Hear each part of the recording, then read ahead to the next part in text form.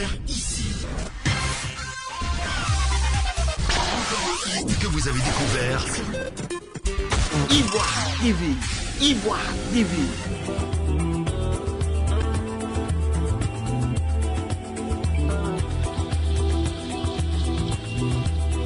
Aux autorités ivoiriennes, je souhaite des vœux de sagesse, des vœux de sagesse et d'acceptation de la différence.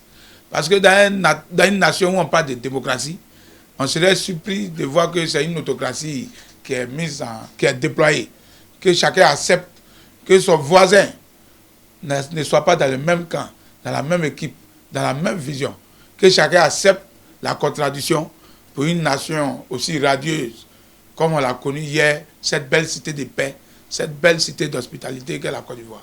Nous voulons dire aux parents d'élèves, à toute la communauté éducative ivoirienne, de faire confiance à la FESI, mais d'être mobilisés. Parce que nous appelons à une mobilisation de tous les partenaires de ce système-là autour de l'école. Autour de l'école pour atteindre un objectif. L'objectif d'atteindre le point de développement de l'école. Un niveau respectable et honorable à la hauteur du grand nom que la Côte d'Ivoire a. Et que tout ça là, ça n'existe même plus.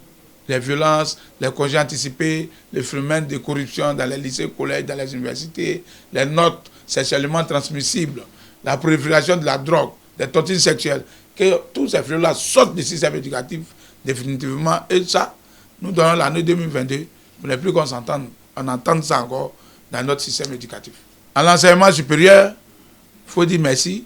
Les problèmes ne peuvent jamais finir, mais il faudrait qu'ils soient prêts à accepter que l'université est le monde de toutes les univers, la cité de tous les univers. Et il faudrait qu'ils soient ouverts à dialoguer avec toutes les couches qui composent la vie universitaire. Au niveau de l'éducation nationale, il est important que Madame la ministre prenne ses responsabilités en mettant en mission toutes les associations des parents d'élèves, toutes les associations d'économes, d'éducateurs, des professeurs, pour que nous ayons une école radieuse. En l'enseignement technique et professionnel, dit à M. le ministre que merci pour les efforts consentis, mais il faudrait que nous ayons une année avec une rentrée où il y a moins de cotisations, ou pour les concours, on paye 15 000, c'est trop. Il faudrait que si les concours sont faits pour permettre à ceux qui ne veulent pas faire de longs cycles de venir faire la formation pratique, qu'il faudrait que les mécanismes d'accès soient véritablement accessibles à la majorité. Et qu'après tout ça, nous leur souhaitons véritablement une année de santé, de bonheur, et comme on a besoin, on le dit partout, tous les bontés. À son excellence, monsieur le président de la République de Côte d'Ivoire, il dit que ce n'est pas normal que dans un État, le chef de l'État n'ait jamais croisé les étudiants. Et en cette année 2022, nous, étudiants de Côte d'Ivoire, nous-mêmes, nous voulons recevoir le chef de l'État à l'université pour communier avec lui. Parce qu'ici, à l'université, nous avons pris la dimension au-delà de tous les clivages politiques.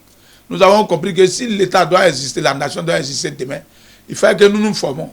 Il faut que nous approchions tous ces grands leaders politiques. Mais à côté des leaders politiques, il y a des grands entrepreneurs. À côté de ces grands entrepreneurs, il y a des grands maîtres, des enseignants. Et nous, ici, nous avons compris que nous devons aller au-delà des divisions de nos parents.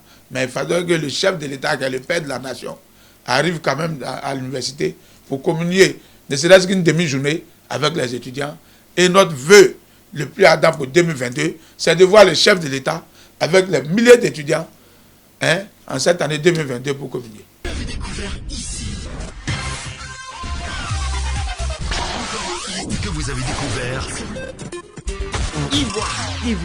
Ivoire TV.